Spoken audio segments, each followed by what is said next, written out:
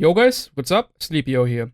Today I wanted to show you my healer build, or to be exact, two healer builds. I have one high-end and one gear set healer build. I will start off with the high-end build because I think that is a little bit worse, and then I will go to the actual main healer build that I would recommend, at least for legendaries and heroics, like the hardest content in the game. That build is also working, but yeah, I think the gear set one is a little bit better. I'm gonna start off with the guns, as always. They are pretty easy though, you just basically only need one gun, and you want reformation on that. Headshots grant 30% skill repair for 8 seconds. So you don't need to get a headshot kill, just a normal headshot is enough. And there's also a sniper, the designated hitter, that has perfect reformation. It's 40% instead of 30. You could play that as well. I think I even played it in my actual healer build, but it's just 10%, so don't worry if you don't have that one. And that's basically all you need for the guns, just that one talent.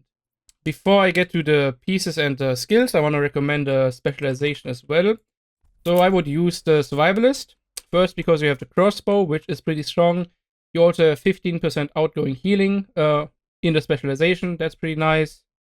You do have the fire nade. They are really good to hold back enemies. Like burning is a really strong status effect.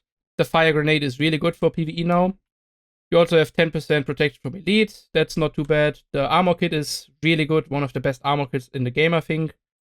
And I think there was something else. Yeah, in cover you gain skill haste. And yeah, group members get 10% bonus damage to targets with status effects. That's not the best, but it's also nice to have, I guess.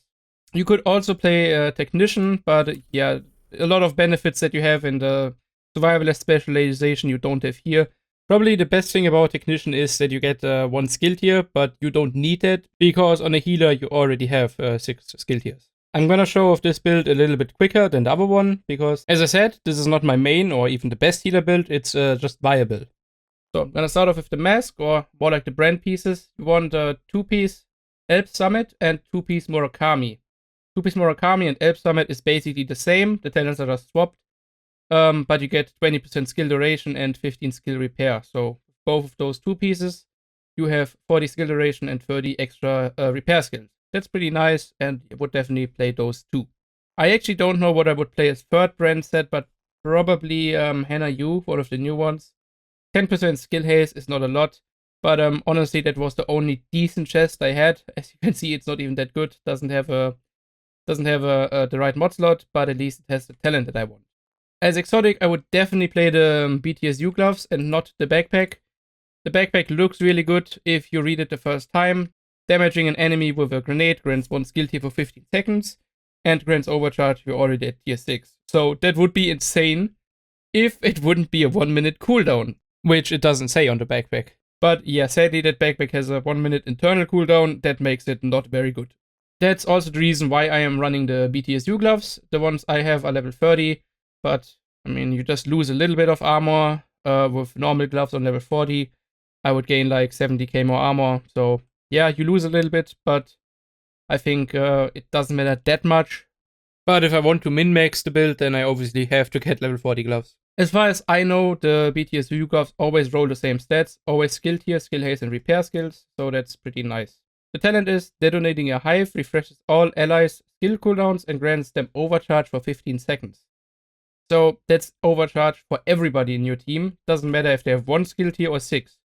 So that is really strong. Sadly, it only works every 2 minutes. So that is a little downside, I guess, because 2 minutes is quite some time. But I think that buff is way stronger than the backpack one. Then again, I don't think that the high-end healer build is the best healer build, because the hardwired healer build is a little bit better for one simple reason. I won't go over every piece. I already told you the brand sets you want. It doesn't matter where you have them. But as attributes, you definitely want skill tier everywhere, and then skill haste and skill repair. Skill repair a little bit more important than the skill haste. But yeah, that's basically the stats you want. Skill repair and skill haste everywhere you can get it. Let's talk about the talents real quick. So on the backpack, you want safeguard. Definitely the best talent, and also one of the reasons why I don't want to play the exotic backpack, because then I couldn't have safeguard. And safeguard is, while at full armor, increases total repair skill by 100%. If your heals would normally do 1.2 million, with safeguard up you do 2.4 million. Just doubled. So I think Safeguard is basically a must-have for a healer build. And yeah, I mean, it's just insane. With a healer build, you're probably gonna sit in the back and you will be at full health or full armor most of the time. So getting flat 100% more heal just for free is definitely a must-have. On the chest, I am running Empathic Resolve. I think that is the best chest talent for a healer for sure. Repairing an ally increases their total weapon and skill damage by 3 to 15% for 10 seconds. 1 to 7% itself. But it gets better the more skill tiers you have. So I guess with max skill tiers, you would buff your teammates' damage output by 15%. And that is really, really strong. The other talent you could run is Overwatch. I personally would not run that, because I am not that passive of a player.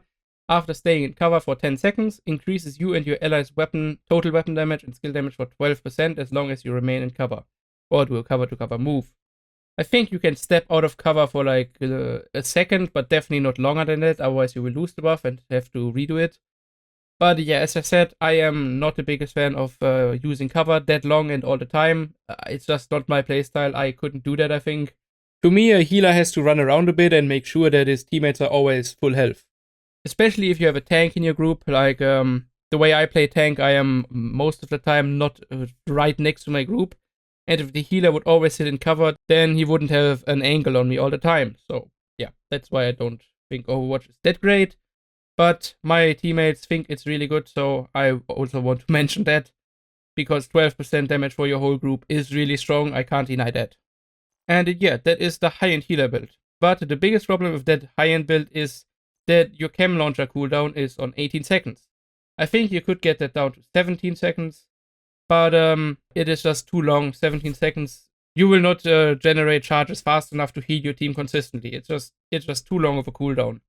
Because every charge has that cooldown. It's not just 9 charges, 18 seconds. No, it's every single charge has that cooldown. And that's just too long. I don't know if it's intended or not, but that's way too long for a cooldown. And that's why the high-end healer build is not that worth, because you definitely want to play Chem Launcher and the Healing Hive. That is the two skills you want on a healing build. You don't want Seeker Mine, the Healing Seeker Mine, or the Healer Drone, or anything else. You'd want the Chem Launcher and the Healing Hive. There's no discussion about that. So, to summarize, for the high-end healer build, you want 2-piece Alp Summit, 2-piece Murakami, you want Safeguard on the backpack, and then either Overwatch or Empathic Resolve on the chest, and then the BTSU gloves. As healing skills, you want to play the Chem Launcher and the Healer Hive. Let's get to my hardwired healer now. So, my hardwired healer is gun-wise, it's literally the same gun with reformation and also the sniper with perfect reformation. So, same guns, same specialization as well for the same reason. The same backpack for Safeguard, but I have the 4-piece hardwired. I will get to that in just a second, but I want to talk about the two high-end pieces that you will have. So I would recommend going 2-piece Murakami or 2-piece Alp Summit, because their 1 and 2 pieces are the same. Sadly, I didn't get a Murakami chest or Alp's backpack, so I can't play that combo right now. But I am not the main healer in my group, so I don't need to have the best healing build, right now at least. I will have a min-max healing build at one point, but not right now. Still, the most important thing is Safeguard on the backpack, because literally 100% on 1.1 million, it just buffs the armor repair of the heals by so much. You definitely want Safeguard, like, it's the strongest talent for any healer build right now. I'm pretty sure about that.